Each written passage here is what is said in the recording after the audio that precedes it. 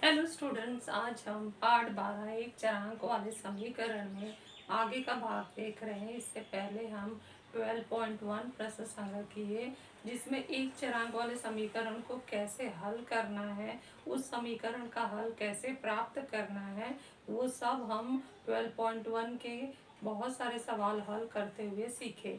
अब आगे का आओ जाने भाग में हमें क्या देखना है कि हम समीकरण कैसे तैयार करेंगे। अर्थात हमें सवाल समीकरण के रूप में नहीं दिया गया होगा, समीकरण हमें तैयार करना होगा। तो हमें सवाल कैसा दिया होगा, वाक्य के रूप में, शब्दों के रूप में, शब्दों का मिला के वाक्य बनाया होगा, जिसे हम कहते हैं शाब्दिक उदाहरण। तो वर्ड प्रॉब्लम, अंग्रेजी में हम वर्ड प्रॉब्लम कहते हैं। तो हमारे जो सवाल है ना, शाब्दिक उदाहरण के रूप में होंगे, वर्ड प्रॉब्लम होंगे। उसे हमें, उन वाक्यों को हमें वैज्जिक राशियों अर्थात एक चरांक वाले समीकरण में बदलना होगा। तो वो कैसे बदलेंगे, हमें छोटे छोटे वाक्य दिए गए हमें, उसका हमें प्रैक्टिस करना है और बनाना है उसे एक चरांक वाला समीकरण। तो आओ चले देखते हैं। आओ जाने में शाब्दिक उदाहरण है वर्ड प्रॉब्लम। शाब्दिक उदाहरण में दी गई जानकारी के लिए चर का उपयोग करके उस जानकारी को वैज्जिक राशि या एक चरांक वाले समीकरण में बदलना।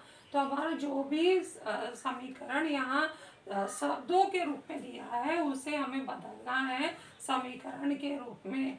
शाब्दिक उदाहरण वर्ड प्रॉब्लम्स में हम पहला उदाहरण यहाँ इस रूप में एक कृति के रूप में देख रहे हैं, जिसमें हमें क्या दिया गया है कि बीच वाले बॉक्स को 5 बॉक्स की तरफ एरो किया गया है। हम ध्यान से देखें, इसको पढ़ें तो बीच वाले बॉक्स में हमें जानकारी दी गई है कि मेरी आयु x वर्ष है।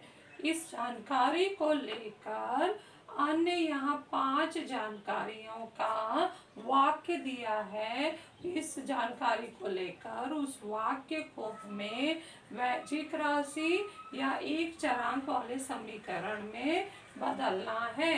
तो बहुत ही आसान है, अगर हम ध्यान से पढ़ें तो बहुत आसानी से बना सकते हैं। तो चलो हम शुरू करते हैं। इसमें समझते जाते हैं, एक एक बॉक्स को पढ़ते जाते हैं, उत्तर निकालते जाते हैं, और यही हमारा उदाहरण एक सूत्र के रूप में काम करेगा आने वाले प्रश्न संग्रह 12.2 के लिए।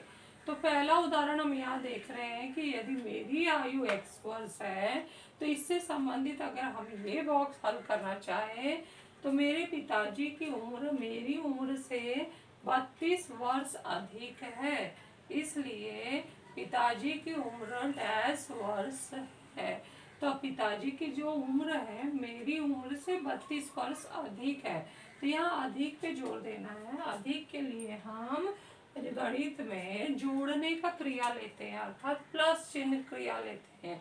तो मेरी उम्र कितनी है x, उसमें 32 वर्ष अधिक मिला दो तो मतलब होता है कि x में 32 जोड़ दो।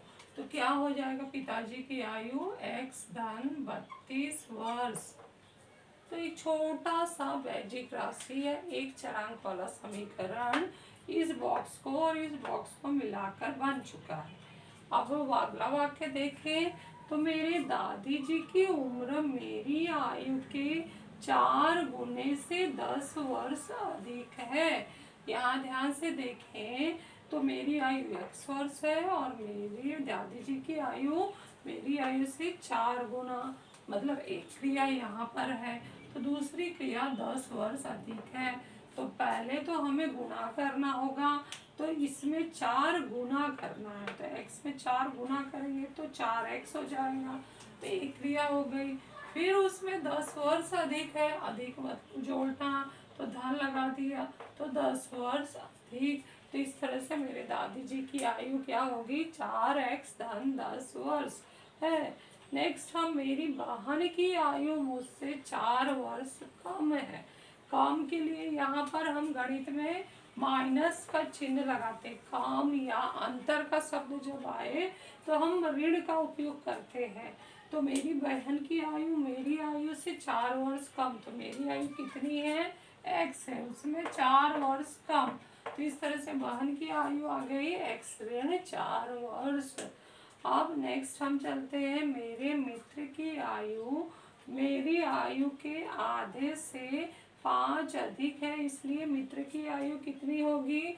तो मेरे मित्र की आयु मेरी आयु के आधे से, यानी फिर यहाँ पर दो क्रिया आ गई। आधा मतलब भाग देना, जब भी आधा एक बटे में आता है तो बटे का मतलब होता है कि भाग देना। और 5 अधिक, अधिक मतलब जोड़ना। तो मेरी आयु x है, उसका आधा करेंगे तो 2 से भाग देंगे, और 5 अधिक करेंगे मतलब 5 जोड़ देंगे। तो मेरे मित्र की आयु क्या आ गई? x/2 धन 5 वर्ष है। तो मेरे मित्र की आयु मेरी आयु के आधे से 5 अधिक है, तो x/2 धन 5 वर्ष है। फिर नेक्स्ट हम यहाँ चलते हैं, मेरी माँ की आयु मेरी आयु की तिगुनी है। तो यहाँ पर एक ही क्रिया है, तिगुनी। ती मतलब 3, गुनी मतलब गुना। किससे गुना? मेरी आयु की तिगुनी है। मेरी आयु कितनी है? x है, उसमें तिगुनी, तो 3 गुणा कर देंगे तो 3x वर्ष है। तो इस छोटे से कृति के द्वारा हमने छोटे छोटे वाक्यों को देखो कैसे एक चरांक वाले समीकरण में बदल दिया। ये सारे वाक्य हैं, यही वाक्य हमारे क्या कहलाते हैं? शाब्दिक उदाहरण कहलाते हैं। तो इस शाब्दिक उदाहरण को हमने आसानी से 4 प्रकार की क्रियाएं, जोड़ना, घटाना, गुणा करना, भाग करना, इन क्रियाओं की सहायता से हमने उन समीकरणों को एक चरांक वाले समीकरण में बदल दिया।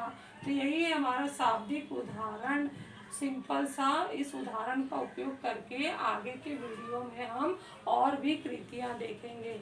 तो इसे अच्छे से आप लोग अपने फेयर नोटबुक में बनाकर हल करते जाइए। अब मिलते हैं अगले वीडियो में। Thank you.